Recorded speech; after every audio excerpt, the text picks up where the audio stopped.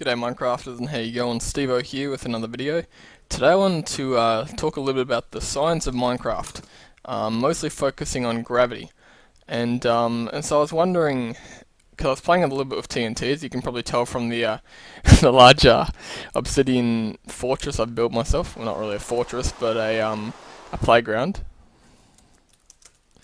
And so I wanted to talk a little bit about gravity. Now, this is not just gravity for TNT, because that's what I was thinking of originally, but gravity for players, like the speed of gravity sort of thing, and also for items when you throw them. So, like if I was to throw my furnace, how long it would take to fall, things like that.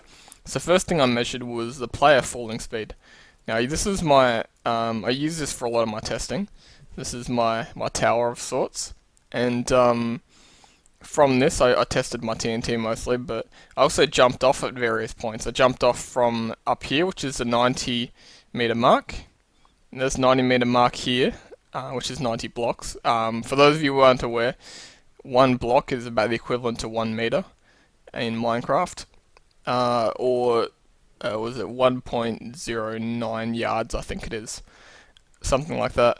I wrote it down on there. I've forgotten now though. But essentially, if a player was to jump off of here, he would fall with an acceleration of 13 blocks per second. That's based on a number of calculations that I made. So players fall at 13 blocks per second. So for example, if I was to jump off here, decide life wasn't worth living anymore, and die at 24 blocks, because 24 blocks is obviously the maximum for a player to jump off. But if I was, well, anything above 24, you jump off and die, sort of thing. Sorry, 24 will kill you. But if I was to jump off at 24 blocks, when I hit the ground and died, I would have hit the ground at an acceleration of 22.48 blocks per second with a velocity of 21.8 blocks per second. So I'm using blocks per second as my main measurement because it's fairly universal. We all know what blocks are, and basically when you fall down a block, it kind of makes a lot more sense in the sense of Minecraft. So that's one aspect. So that's the player. I'll leave a full write-up in the description that you can check out. I've posted it on wonderhowto.com, a full write-up on my findings and such, so you can check the information yourself if you'd like. Anyway, next let's move to TNT. Now, as we know, TNT has 4 second fuse before it blows up. So that's 40 ticks, and so I've got here it rigged up. This will light up exactly as it blows up, as you can see. So, but the falling distance for TNT with those 4 seconds was something that I wondered about. So I placed TNT at the very top, and you can probably guess from the red where the explosion was, but I'll show you again anyway because it's cool. And TNT's fun to blow up. So that red mark right in the very middle is where the TNT went to before it completely exploded. As you can see, it engulfed the red completely. The red was right on the money. And so this is just my gauge to see where the explosion for TNT was at, which was 73 blocks, like I think I said a minute ago. Now, the acceleration of TNT falling is 4.56 blocks per second. So it falls down at a rate of 4.56 blocks per second. And so when it reached its final velocity here, when it exploded, it was moving at 18.25 blocks per second. So that's pretty cool. Probably a useless piece of information, but it's pretty cool nonetheless. And so here's a basic TNT cannon.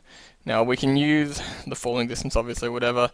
Knowing physics can help us. Obviously, the one aspect of physics is its fuse time is 4 seconds. So we can use it not only for falling, but for maximizing our TNT fuse.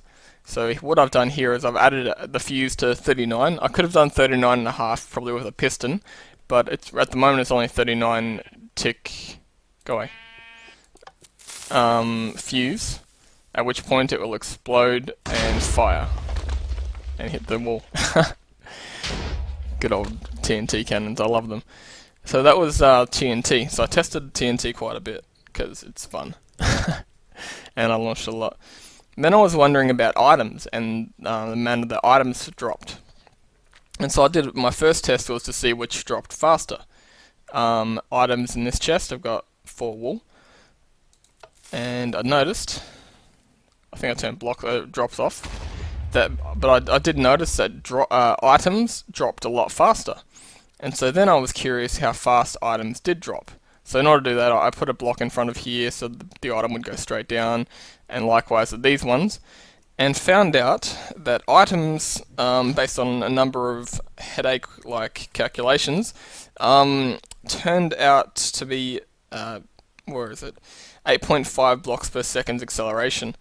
So, yeah, I didn't bother with I'll put the velocities and stuff, I'll put all my findings in the document, and you can check that out if you're curious about the velocity and such like that. But yeah, 8.5 blocks per second. So to recap, players fall at 13 blocks per second, TNT falls at 4.56 blocks per second, and items fall at 8.5 blocks per second. So yeah, just to show you, because it didn't quite work here, let's do this part again. And it gives me a chance to play with TNT. Let's just launch them straight out of here. Okay. Didn't fire. Interesting. I haven't inverted. I'm an idiot. Alright. But yeah, thanks for watching, guys. I hope this has been insightful. It was just something that I kind of was curious about, and so I played around with. But I hope you can use it. Thanks for watching, and I'll catch you later. See ya. Got a little Swedish there. Yeah.